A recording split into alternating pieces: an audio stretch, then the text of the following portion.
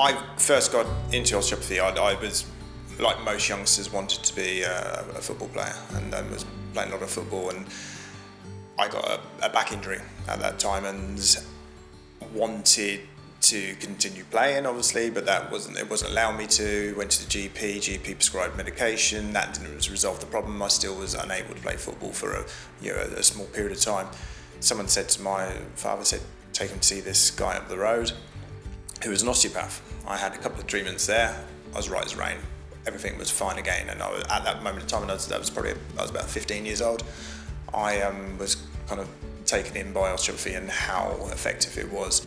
I researched the osteopathy course at the ESO because the guy I saw at the time was an ESO graduate. I spoke to him, and I chose ESO because I preferred it. The interview I had there, it just felt more me.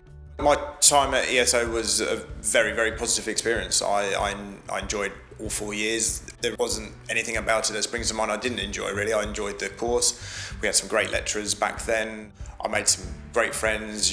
Chris, who's my business partner here at the clinic, we met and trained together kind of 22 years ago now, and we're here today doing what we're doing.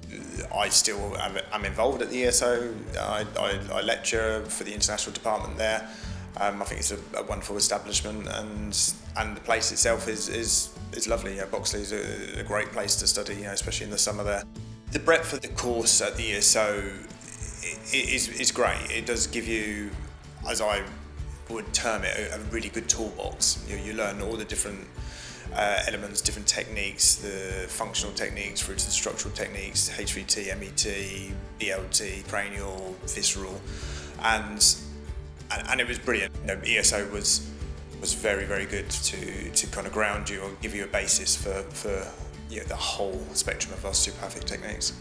Since I've kind of graduated, yes, I've added additional skills to my skill set and improved knowledge, obviously, with the CPD that we're required to do from the GOS. You're always looking to do a course which is going to benefit you.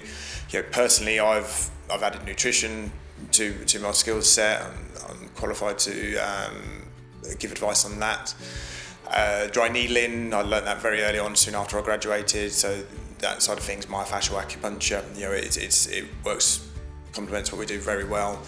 In recent times, I've added canine osteopathy to my skill set as well a few years ago, and the course I kind of completed through the ESO with Dusty, which was really enjoyable.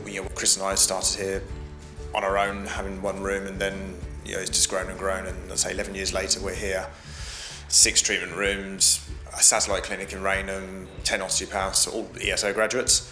Massage therapists, podiatry, we've got ultrasound, sonographer guy that works here too, and we have a big Pilates set up as well. And so it's a very multidisciplinary practice, musculoskeletal based in its approach.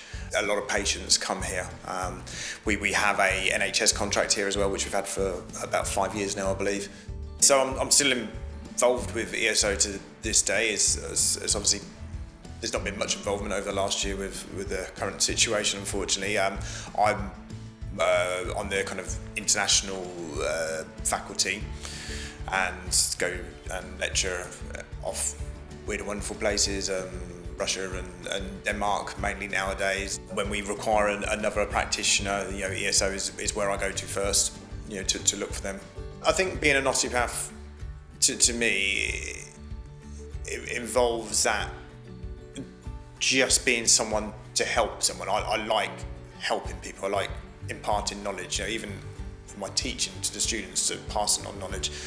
But I still enjoy the day-to-day being an osteopath, being a clinician, and seeing patients. And some patients I've seen for almost all the time I've been in practice, and you build up this rapport with them, this kind of friendship, and you almost become part of their life in a way, which is kind of nice.